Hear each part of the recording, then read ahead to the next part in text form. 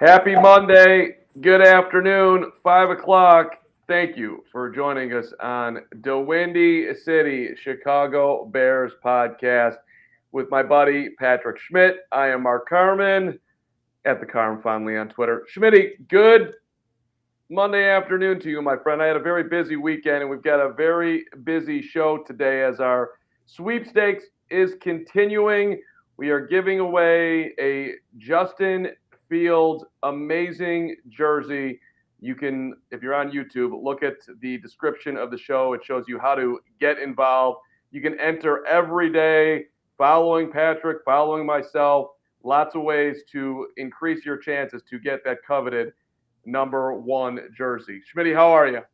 I'm doing great. This is the best part of my Monday, hopefully your Monday, and hopefully the millions and millions of listeners. Hopefully this is the best part of their Monday. But if they're not listening live, hopefully it's a highlight of their day when they are able to listen. But yeah, like you said at the top, this giveaway sweepstakes for the Justin Fields jersey, so awesome. So many ways to enter the sweepstakes. Please do.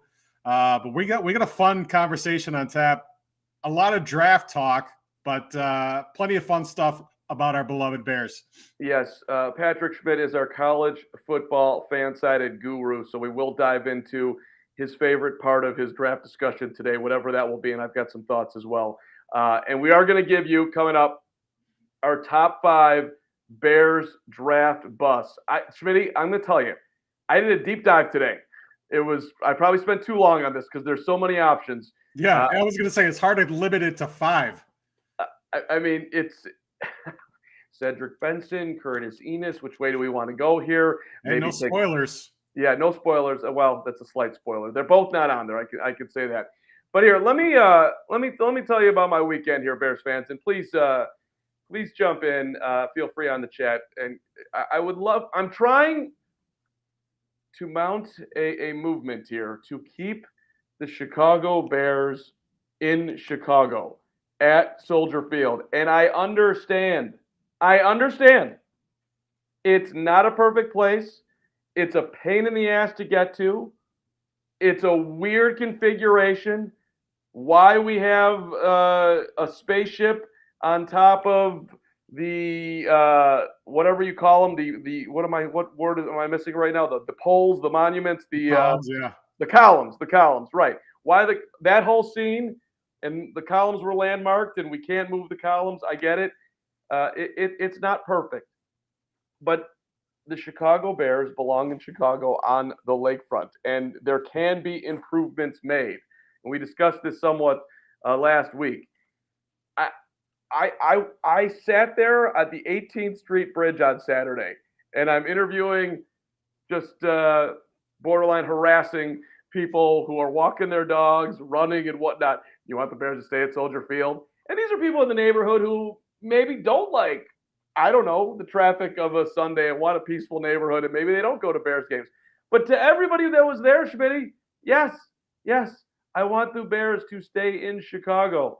And for them to go out to Arlington Heights and get this sweet new stadium, and our our guy from CHGO who used to work with us over at Fanside, Nicholas Moriano, say it's time to move to Arlington Heights. No, it is not. It is not time. It will never be time. They belong in Chicago. That is home. Fix it up. Make it nice. I walk the campus. There's plenty of room for more beer carts, whatever else you want to put there. Set up some sweet badminton things. Let's get some bags going. Smitty, where are you at on this? Like, come on, man. Soldier Field, lakefront. There's a statue of Hallis. There's a statue of Sweetness. They belong in the damn city. Yeah, well, Carm, you made a great argument there. Very compelling. I applaud your efforts spending your weekend outside Soldier Field, doing the yeoman's work there. I'm ready for a change. I think wherever the Bears play, they're always going to be the Chicago Bears, whether it's the Arlington Heights locale or not. I'm on board with Arlington Heights. I really am. I want some new amenities. I want some new sight lines. How many of the same B-roll clips do we need to see at the lake? I mean, of course, it's gorgeous and it's great, but it's kind of a dump as far as the stadium is concerned. And you look around the rest of the NFL. I mean, the stadium is the smallest or one of the smallest in the NFL.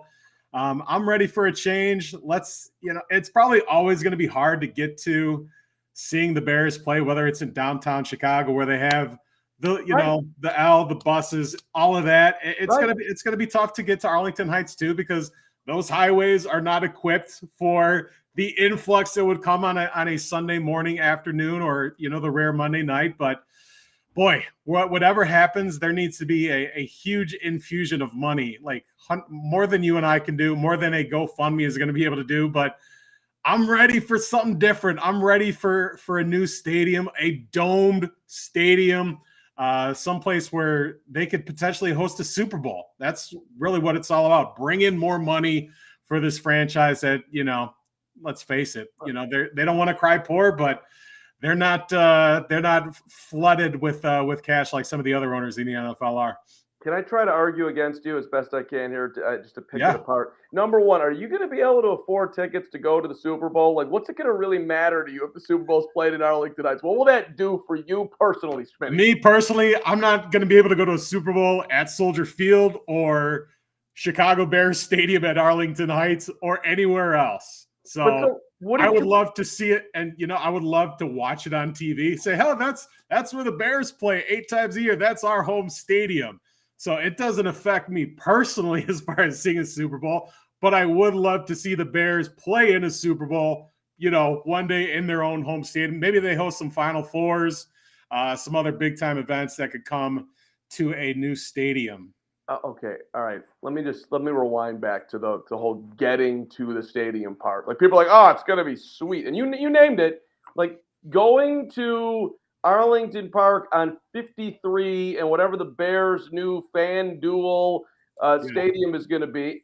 That's going to be 2 hours in, 4 hours out, or like everyone's like, oh, you could take the Metro there. How long do you think it's going to take to get on the longest Metro train of all time? How many trains is it going to take to get on out of there? Whereas in the city, I can ride the bus down Michigan Avenue. I can take the L to Roosevelt. I can drive. There are people that drive to Soldier Field and make that decision. I could drive to the south side, get on the Metro, and come on down and get off at 18th Street. You're right there. I understand that it's not perfect, but like, if you really boil down getting to the stadium, what it's going to be and what it is now, you can't tell me that it's going to be like heaven going to Arlington Heights. And by the way, it's in Arlington Heights. I didn't get to hang out in the city for a Monday night game, Sunday night game, right? Have a great day, live the dream. I'm hanging in River North. I'm hanging in the Gold Coast. I'm hanging in Wrigleyville. I'm hanging on the south side. Then I'm riding the train. And what a day versus I got to get out to Arlington Heights and do what the hell I'm going to do all day long. That's not, yeah, I mean, come on. Of course. I mean, the city of Chicago versus the city of Arlington Heights. Right. I mean, you can't go to the Field Museum. You can't go to the Shed, when you're watching the game at Arlington Heights. But I think if you're going to a Bears game, you are committing that whole day. You're not really going to nickel and dime. Oh, it's going to take me an hour and 15 to get there. It's going to take 2 hours to get home. You think about going to Cubs games. It's not easy to get in and out of Wrigley, especially if you're coming from the suburbs.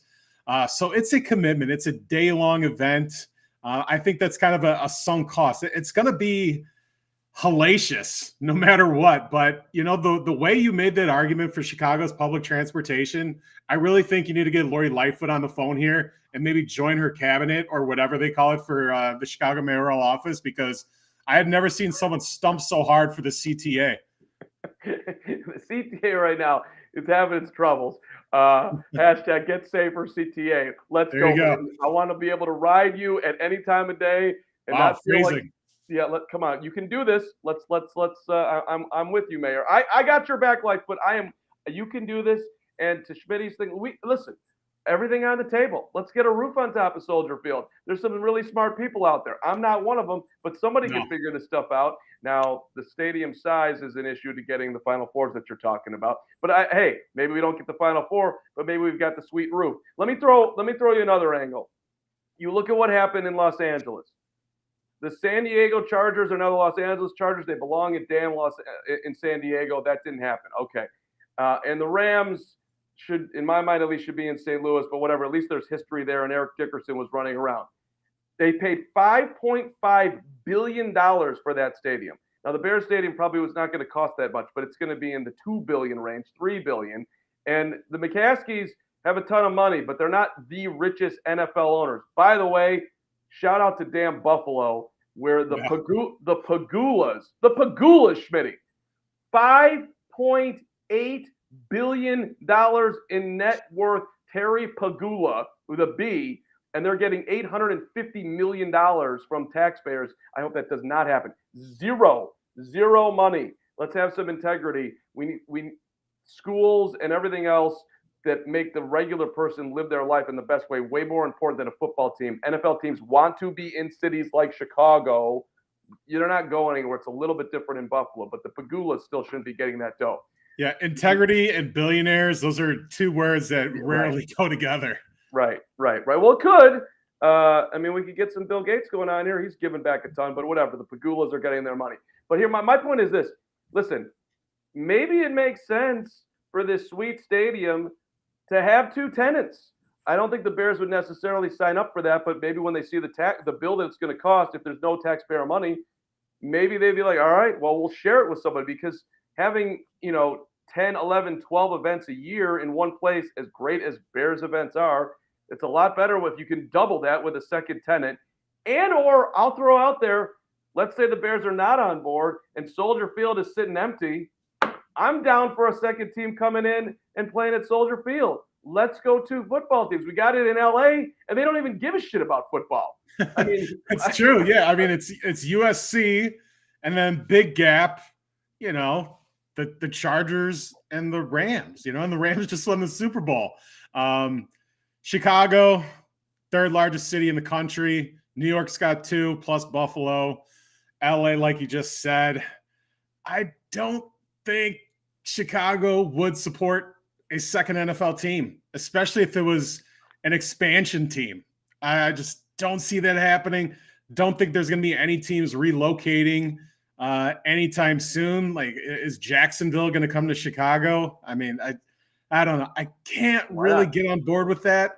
I would understand, if Soldier Field is not being used, wanting to make use of that. But I can't get around to it, because who's going to support this team? We have a century built in of Bears fandom, and it's passed down through generation after generation. It's figuratively and literally in our blood, So I just find that it's going to be tough to sell tickets to that stadium, to sell merchandise and gear and apparel. It's not like the Bears are moving to Carbondale or, something like that. They're just moving to the suburbs. Yeah, but the Chicago Cardinals, we and you were, not exactly here. Right. But they were here for 40 years, 1920 to 59, and then made their way down to St. Louis, AFL, NFL mergers and whatnot. So it did happen. My longtime favorite radio Bears partner, Ed Obradovich, I've listened to him talk about it. I grew up going to Cardinals games. There was always, the Bears were the thing. The Bears were always bigger, but he went to those games. I don't know if do you remember the Blitz? Are you old enough? Yeah. The Blitz were kind of popular. People were going to Blitz games. The Rush had their run too. That's totally different. But let's just say, for argument's sake, the Bears suck, and we've got this other team that's interesting winning hypothetical there. It's hard to believe. Yeah, right. I know it'd be really hard to figure out. Stretching the imagination. Yeah, but let's say this other team, we're going to get to our draft bus. Maybe this other team, I'll give one away here, doesn't go out and draft Stan Thomas. Instead, 11 picks later, this team took Brett Favre, and they're slinging around and winning football games. I don't know. People love a winner, right? Absolutely. Yeah, we could do it with 2 baseball teams. You have the American League team. You have the National League team. Man, it's different because you have the Blackhawks and the Bulls being roommates, co-tenants at the UC, and prior to that, Chicago Stadium. But oh gosh, it might take decades. It's how much can you sell it's a cool new thing and it's expansion team, new helmets, new jerseys? It would just be so minor league to me.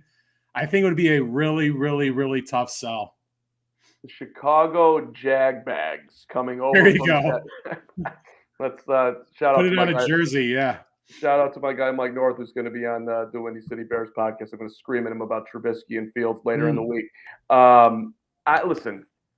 I'm trying to be creative here. I get that if we're talking in percentage likelihoods, the Bears are going to leave Soldier Field. The Bears are going to move out to Arlington Heights. It's going to be, 5-10 years from now. And we'll all settle in, and that'll be the thing.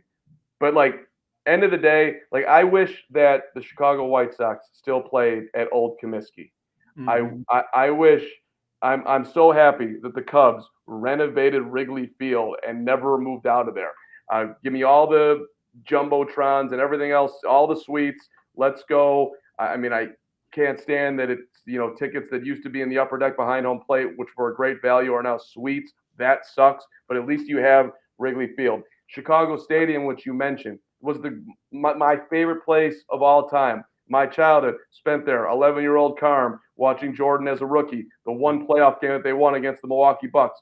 Bulls, good luck. Don't get swept. Which I would not bet on, by the way. That's a terrible, terrible end of season, but still a successful year for the Bulls. But, Chicago Stadium, United Center, way more creature comforts. I'd rather see a game at the stadium. So it's the same thing for me with Soldier Field. That's where they belong. That's where, and it's still way nicer than when I was a kid. When at the original Soldier Field, that place was a complete dump. This is at least it's a major step up from where it was. For me, so I don't know. Maybe it's not letting go of the childhood, but I prefer. I don't need creature comforts in my stadium. Give me the old school. That's just kind of how. That's where the heart is at this. Yeah, and I think the nostalgia element is real, and shouldn't be legitimate or delegitimized or whatever the word I'm trying to say there is. It's very real, and I think the overriding reason why people will not be okay with leaving Soldier Field is because that's where they always watch the games. That's where they watch Walter Payton play. That's where they went to games with their mom and dad and grandpa and grandma and their brothers and sisters. That's their stadium. It's like, it's ours. So leaving it behind to go to a different stadium, it's definitely going to hurt. But if the Bears are winning and going to playoffs year in and year out and competing for Super Bowls, and they just so happen to be doing it from Chicago Bears Stadium at Arlington Heights, or however they're going to name it, Soldier Field at Arlington Heights, who knows? Probably can't do that. But I think the nostalgia element will still be real, but I think we'll quickly learn to get used to it. Sure. Everybody, people enjoy going to Guaranteed Rate and eating the great food that the White Sox. And they still call it the Cell, The Cell will get a mention every now and then, right? And everybody loves the United Center, and it becomes your home, and that's what will happen, and generations will move along and all that type of stuff. But I do want to be that guy that's just gonna fight for the old times here. Hey, we'll move along here. We're gonna get to Schmitty's draft profile coming up here. But we had some fun taking some time. I know I did, and Patrick, you could start here. But as we edge towards the draft, and we're going to do a ton of draft content coming up here, including on today's show. But we did today, just for fun, to transition out of this, our top 5 biggest Bears draft busts that played at Soldier Field. Would you like to go first here, Schmitty? Yeah, I'd love to. It's my honor. And like we said, it's tough to limit it to just 5. It's Bears first round picks have been bust more often than they've been hits. But I'm not going to go all the way back to the days of Stan Thomas, because like you and I, we both know about the former Texas Longhorn lineman, top 10 pick. But I don't know how modern Bears fans or younger Bears fans younger than you and I will remember Stan Thomas. So I try to keep it a little bit more modern within the last 20 plus years or so. But like we said, plenty of ammunition to work with. Got a couple running backs that you mentioned at the top of the show. My number 5 biggest Bears draft bust, Cedric Benson, another Texas Longhorn. Something about Texas football players busting in the NFL.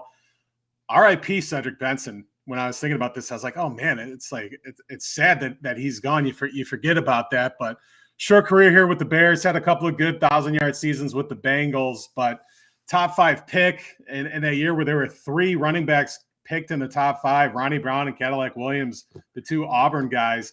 We're never going to see that with 3 backs going in the top 5 again. But didn't like that, especially because Thomas Jones was such a stud for the Bears, such an unnecessary pick. The guy I wanted in that draft was Mike Williams, the big beastly receiver out of USC. He didn't really quite work out either with the Lions, but not like that would have been any better. But it was just bad because it really alienated Thomas Jones in that locker room that loved him so much. So for me, I had to start with Cedric Benson, 5. Number 4, David Terrell, the Michigan wide receiver, number 8 overall pick. Guy had injuries, and then when he wasn't hurt, he was just bad. He just wasn't good. Thankfully, that Bears draft class, they were able to get his college teammate, Anthony Thomas, the plotting running back, who was the offensive rookie of the year that year. So that kind of salvaged things a little bit, but David Terrell just couldn't get anything going here for the Bears. Number 3 biggest Bears draft bust, another wide receiver, Kevin White. Guy was a freakish athlete, kind of had all the size, height, weight, speed, everything from West Virginia. Had a really awesome, monstrous game in his season opener against Alabama to really kind of raise his profile. Dude just had one injury after another. You kind of wonder, what could have been had he not had those just, myriad injuries. So just didn't work out for him. It stinks. But nevertheless, Kevin White was a bust. Number 2, Curtis Enis, the Penn State running back, top 5 pick. Guy just absolutely stunk. This is when you had the long track record of Penn State running backs, Eugene Carter, Curtis Enis. Neither one of them could really do anything here in the NFL. And for me, this was just an awful memory here. I'm at a track meet, and my number 1 guy, another story, the draft took place. I'm at a track meet, and everybody wanted Randy Moss. I mean, everybody, except for the Bears and really like 18 other general managers. But I'm hoping against hope the Bears can draft Randy Moss. And this is the day before, everybody had an iPhone in their pocket and, everything was accessible. And I'm out like by the shot put in the discus area. And I'm like, oh, who did the Bears draft? Who did the Bears draft? And, the dads and the moms, they start chatting. It's like, oh, they took Curtis Enis. They took Curtis Enis. And I was just so mad. I was like, this guy sucks. Like, he's not going to be good. Like, why would you not take Randy Moss?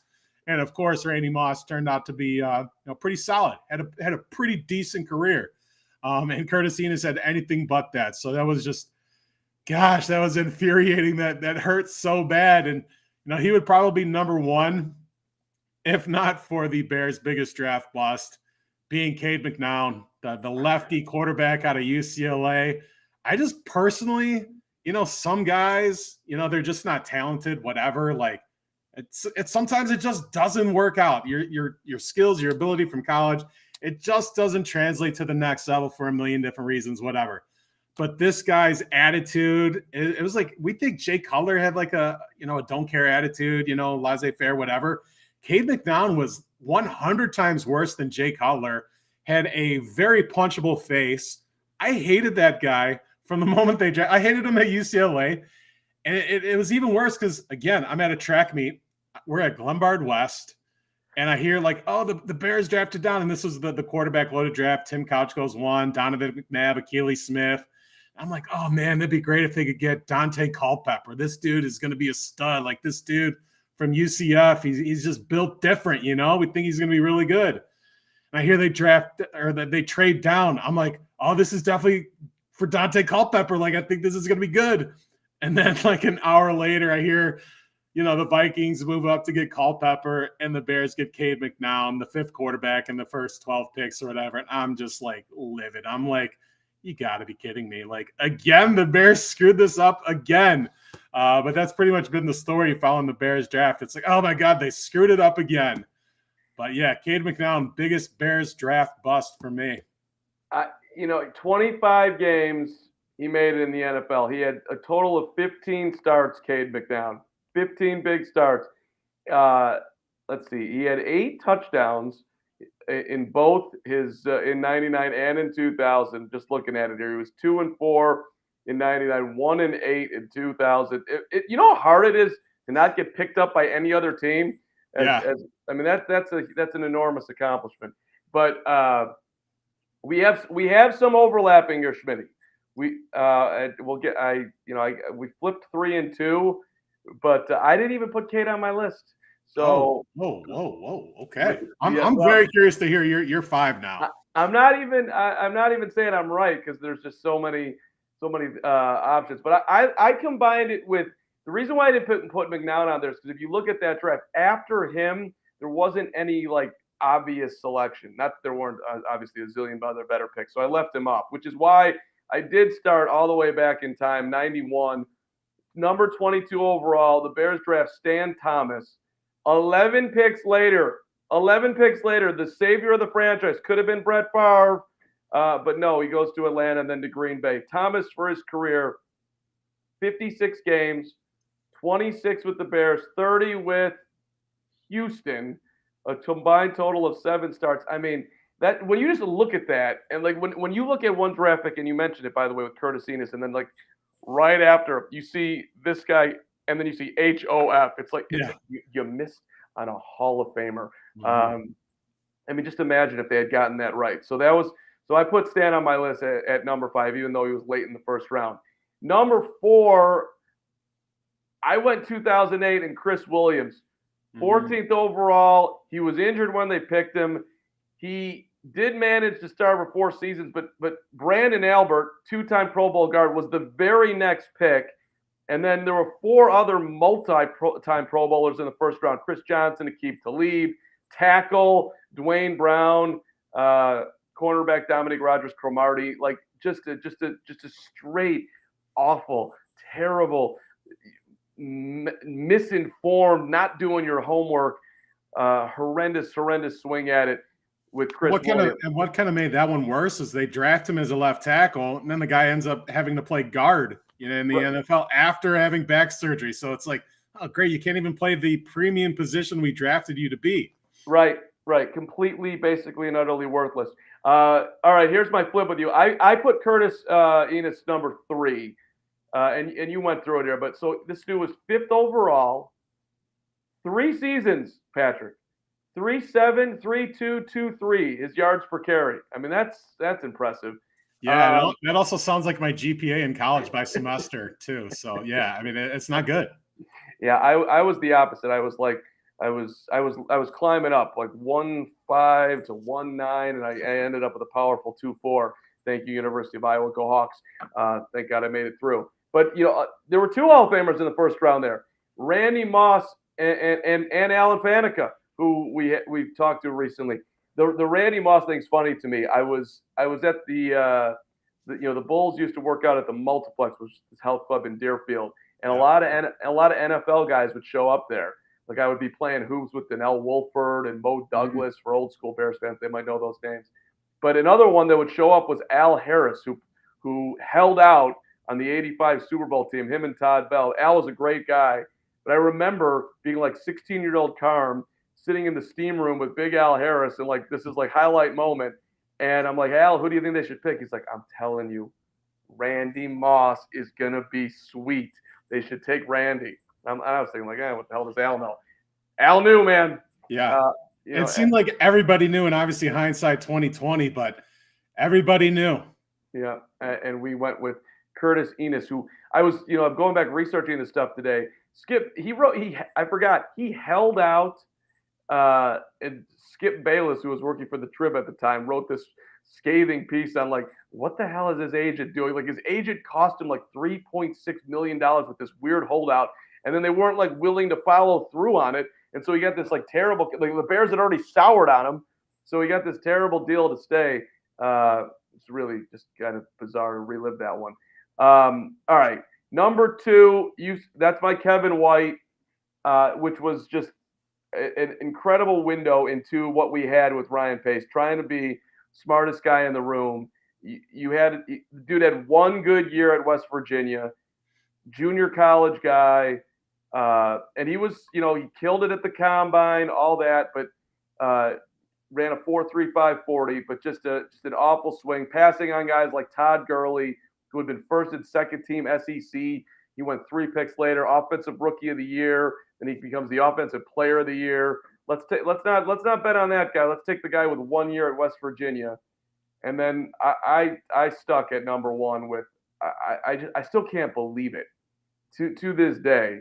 You traded up from 3 to 2, giving up your third rounder, your fourth rounder, and your third rounder, 3 picks to move up 1 spot to draft Mitchell Damn Trubisky with Deshaun Watson and Patrick Mahomes in that draft. I mean, should have been fired literally on the spot. What are you doing? Excuse me. So I put Trubisky at number one, even though, yeah, okay, fine, they went to the playoffs and Mitch is not as, I mean, he's twice the player as Cade McDowell or whatever, but I made him my number one. That's an interesting argument. You know, I'm going through my top 5, and initially I had Trubisky in the top 5, largely because of the guys that they didn't take. You know, Mahomes and Watson. Mahomes looks like this guy's already going to be a Hall of Famer. We'll see what happens with Deshaun Watson over the, you know, history's going to tell that story. But from a talent perspective, I mean, the guy, Deshaun Watson was the guy I wanted in that draft. I wrote several things about it, why the Bears literally couldn't pass on Deshaun Watson. So yeah, in real time, I was livid that they traded up, you know, what they did to get Trubisky. Had they done it to get Mahomes or Watson, we're saying, oh, this is a great trade. You know, you got to give up a lot to get a lot. But I think I took Trubisky off because, okay, you know, this guy did start. Technically, he was on a team that went to the playoffs twice. But like you said, from a production performance standpoint, was a much better player than Cade McDowell.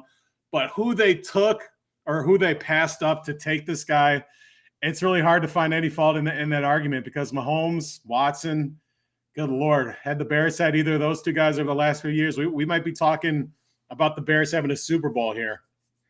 28-2 in college and beat Alabama to win the national championship. Played in it twice. So that's interesting though. So you were writing at the time. Watson's the guy. Did you call it close with Mahomes? Do you remember? Mahomes would have been my second guy, but for me, I was all in on Deshaun Watson. You know, right after he beat Alabama, his Clemson team beat Alabama, 400 plus yards, just, you know, putting on the Superman, you know, cape. You know, he was unbelievable. And one of those losses the year before to Alabama in the championship game, he was outstanding. He just lost to a fully functional, you know, pretty much an NFL roster on that Alabama team. So, yeah, I was all in on Deshaun Watson. That's who I wanted. Mahomes was, you know, a clear number 2 for me. But Trubisky really wasn't even in the conversation. And it's funny to go back and look at where like Mel Kiper and Mike Mayock and McShay and all the dudes that do this draft stuff, they all had Trubisky as the guy. And it's like, what were they seeing? Because, you know, it's like, I to this day, I don't know what they were seeing. Like, he wasn't a difference maker in North Carolina. He didn't start until his last year. Marquise Williams, a guy that never sniffed the NFL, started over him for years. It's befuddling. It's going to be one of the, you know, I might have to revise it, but I don't know who I drop out. Do I drop out Cedric Benson? Do I drop out Kevin White, David Terrell? Maybe I drop out David Terrell, actually. But yeah, it's tough, you know, because of that argument you made. Listen, it's interesting. You liked the guy who beat Alabama. The Bears took the dude who lost to Stanford in the Sun Bowl and was 23 of 38 and was picked off twice. Oh, he did throw 2 touchdown passes. I mean, it is impressive to have that much conviction and be that wrong. It is hard to do that, but Ryan Pace and company did it. So, Mitch, good luck in Pittsburgh. And by the way, just really sad over the weekend with Dwayne Haskins. And I don't need to take a run at anybody, but I won't say anything one by name, but it's like, it's amazing to me that certain people can be so incredibly successful in life and not know to when someone passes away to tweet about their struggles. That was just so incredibly bizarre to me that lesson apparently needs to be taught. Yeah, But a little bit of humanity, a little bit of sympathy and empathy. It goes a long way. I was working the desk for Fansided at the time when it happened, and you're just like, you're gutted, you're heartbroken for him. 24 years old. oh, I mean, so much younger than both of us. It's so crazy. Like the older we get, it's like when these people younger than us are dying. It's like oh my God, it's so much life to live. And married, family, his parents, everybody that loved him, his teammates, his friends, his family. It's like you didn't need to be a Steelers fan, you didn't need to be an Ohio State fan to kind of feel like you lost somebody you kind of knew. It's like everybody was kind of mourning and kind of grieving, all like in real time as we were all finding about this news and everything else that kind of came of that. I mean, plus, like, listen, if you just want to celebrate him on the field, first round draft pick, incredible 50 touchdowns at Ohio State, a Big Ten record. Right, a Big Ten Ohio State dominator, incredible first breaking on the scene. Rose Bowl win. Right, Rose Bowl champion. 6 touchdowns against Michigan in a win. I mean, come on. Come on, man. This is not hard. But all right, let's move on to 2022, and you're our college football guru, Schmitty. Let's get a good pick here today, and we can sort of remind everybody, I guess, the Bears with picks 39 and 48 in the second round, 1 pick in the third round, 71 overall, no picks in the fourth, 2 in the fifth, 148 and 150, and then number 186 in the sixth round to wrap it up. Can you get me excited today, Shmi? Take us to the next level. Do something. Hopefully these guys that I'm going to talk about, 5 years from now in 2027, 2028, when we're revisiting the Bears draft bust, hopefully neither of these guys or none of these guys are on it. But yeah, like you said, no first round pick this year because of the Justin Fields trade up last year. Get that, it's fine. They get a second back from the Khalil Mack trade. Yeah, it would have been great to get a little bit more from him, but what are you going to do? So anyways, we're looking at 5 wide receivers the Bears could potentially draft to support our guy that we hope is going to be the face of the franchise for the next 10 plus years, be our Patrick Mahomes, basically be our, future Hall of Famer. Let's just, let's not short sell it. Let's be all in, best case scenario here. So how can the Bears best support him? Which wide receivers can they take? A couple of guys we talked about earlier on some past shows. Guys that are going to be available in the second round. Let's start with the Georgia wide receiver, George Pickens. This dude is a stud. He's coming off an ACL injury from last spring. Played sparingly in the SEC championship game and in the college football playoff. Think he's going to be healthy. Of course, the Bears might be stung after drafting Tevin Jenkins last year. Bears fans, I should say, maybe they're a little skeptical of taking a guy with an injury history. But as we're going to talk about more, some of these guys are first-round talents, but they're dropping to the second round, third round because they have some concerns about their past injury and their health. So potentially, if it works out, these are first-round talents that you get in the second round. So George Pickens, big stud wide receiver out of Georgia. He's a guy that I'm looking at in the second round. Another guy that I'm looking at, Christian Watson, absolute freak show, about 6'4", 210, runs a sub 4.4 40. My biggest concern for him is this a guy that just dominated the competition at North Dakota State? And once he plays up against, the big bad NFL guys, are we going to see that same type of, dominance? And I think that's a very fair question. And it's probably one where if the Bears decide to pass on Christian Watson, I'd be okay with it despite his great measurables. So Christian Watson, 6'4", 210, 4.39 40. He's a guy that's probably going to be available in the second round. That could be a target for the Bears. Another guy that I really like is John Mechie from Alabama, guy that's coming off an injury. We'll see if he's going to be healthy enough to run before the draft and what he could do as a rookie. But just, a really outstanding talent. Alabama's kind of become wide receiver U over the last few years. And this guy, if not for an injury, he's probably, a top 10, 15 kind of a pick. So because of the injury, maybe you get him in that 30 to 40 range. So he's a guy that, potentially does the reward outweigh the risk? And I think it does, especially when you have 2 second-round picks, I think you could gamble a little bit there. So John Mechie from Alabama, another guy on my list that I'd be eyeballing. Alec Pierce, another dude we talked about previously, out of Cincinnati, smaller school, but Cincinnati, they play big boy football. We saw them in the college football playoff. They didn't win in the college football playoff. It was a tall order for them against Alabama, but this dude, you look at his height, weight, speed, and all the kind of testing measurables that he did. And one of the more likely comparisons to him is DK Metcalf, which is just kind of mind-blowing to me. We look at DK Metcalf. We saw the shirtless pic that kind of went viral before the draft. Just an absolute, like, Marvel, like, X-Men, like, superhero.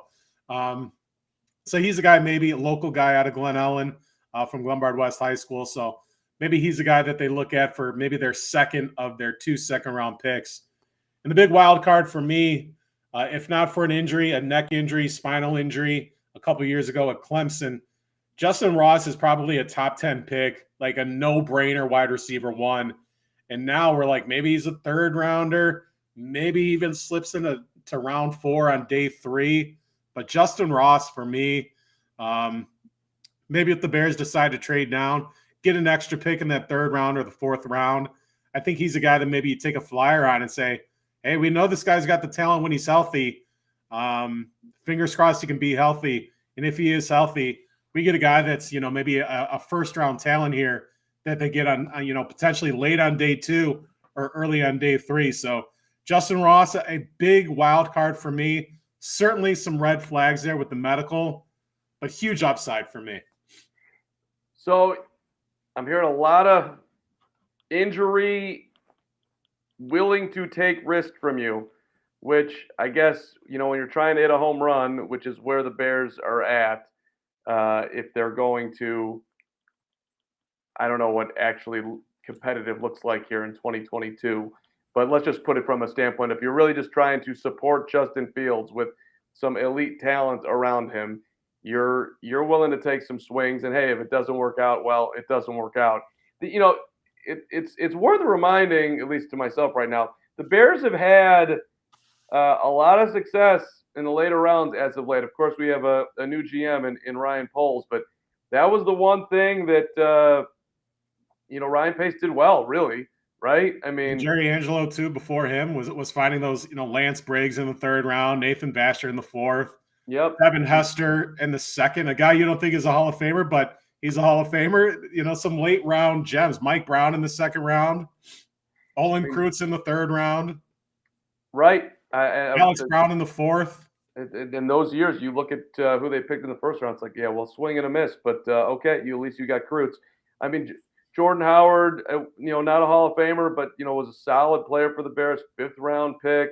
That was at least decent. Nick Kwiatkowski, who I hated to see go, he didn't get a lot of love when he was here, but he was a solid player.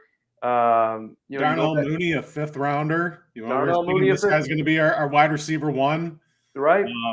Travis Gibson, a guy that's got big shoes to fill with Khalil Mack gone. He's going to be, probably a starter on this defense. It's going to be interesting how this defense shakes out. Obviously shifting from the 3-4 to 4-3, but yeah, every great team needs to find some starters and longtime contributors in those middle rounds, but they also got to nail the 1st round pick. Without a 1st round pick this year, they don't have the full ammunition of picks. I think you need to be aggressive and be a little bit more risky. You obviously don't want to throw caution to the wind here. You got to be smart, but sometimes you got to just roll the dice a little bit here. It is the draft.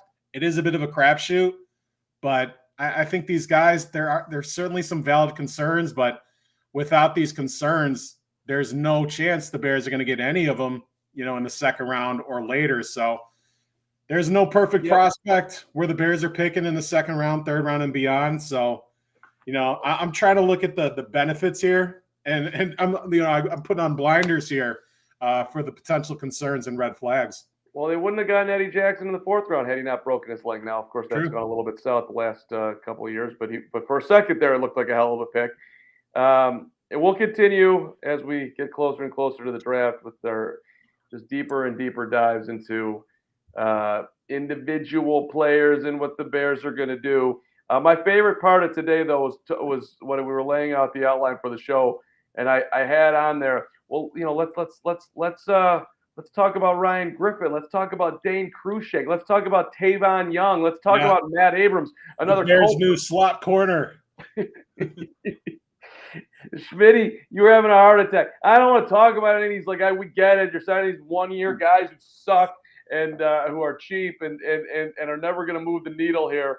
But listen, Dane Cruikshank, he's supposed to be the tight end whisperer here, Schmitty. This dude's he was covering Travis Kelce out of the backfield, doing a phenomenal job, not out of the backfield, but out of the slot with, matching up against the Chiefs. The dude is great against tight ends. Cruikshank, let's go, baby. I want to see a lot of Dane Cruikshank jerseys on the lakefront this summer and fall. I don't know, but maybe if you don't win the Justin Fields jersey in our sweepstakes, maybe you get second place for the Dane Cruikshank. We should give away a Cruikshank. I mean, come on. This is we're gonna have plenty of giveaway options and sweepstakes and contests, but I don't know if Dane Cruikshank's gonna make the cut. Maybe if the Bears do get one of these wide receivers that we talked about, maybe that's the next jersey Bears need to consider buying, because there's not going to be anybody in this year's free agent class that they're going to go rush out and get their Khalil Mack jerseys and whatnot. So everybody looking to replace their Mack jerseys and their Akeem Hicks jerseys. They might need to wait a year or two if they don't get the Justin Fields one yet, because I think 2023, that's really going to be when the Bears open up the purse strings here and start kind of going on a spending spree in free agency. Cruikshank, 382 snaps, very versatile, runs a 4.4, Schmitty. Get that. Hey, I love it. Faster than me. He's going to be me in a race. Hopefully he can make an impact here. Obviously rooting for the guy. Just don't know if he's going to move the needle as much as, Cade McNown and Curtis Enos and just riling up the anger and a bunch of red faces across the landscape. Matt Adams, Indianapolis Colt, 58 games. Schmitty, he started 9 of them. Last season, he played 79% of all Colts special team snaps. Come on. 5th year out of Houston, led the Cougars back in 2017 with 12 tackles, including 2 for loss. I am fired up. I mean, if he needs a new agent, if he needs representation, we'll hook you up. I mean, we'll get you the 10% because you are selling it hard. Yeah, I'm all in on all things Ryan Poles right now. I believe in you. You are finding the diamonds in the roughs. Cruikshank, I'm in. I hope so. Fingers crossed. Yeah.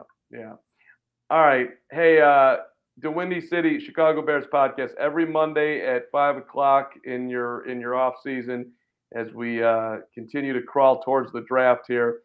Fun show today, starting out with the future of the Bears and then getting into draft bust, and then, of course, with a look at the draft and then wrapping it up with Cruikshank. Don't forget, which if you're just popping on right now, we are having a sweepstakes. Justin Fields jersey. We're giving it away. There's about 3 weeks to go in our sweepstakes here. So get in there in our YouTube description. It gives you all the details of how you enter, and you can do a different entry each day. Lots of ways to, obviously the number one thing is to follow the YouTube channel, but also there's a bunch of other ways to give yourself a better chance to get that number 1 jersey. And Schmitty and I both have them. Well, at least Schmitty has them as a Pro Bowler at some point. I'm kind of a little bit nervous about number 1, but we can talk about that next week. Patrick, good to be with you, brother. Good to be with you. Thanks so much for watching the Windy City Chicago Bears podcast. Have a great Bears week. Bear down.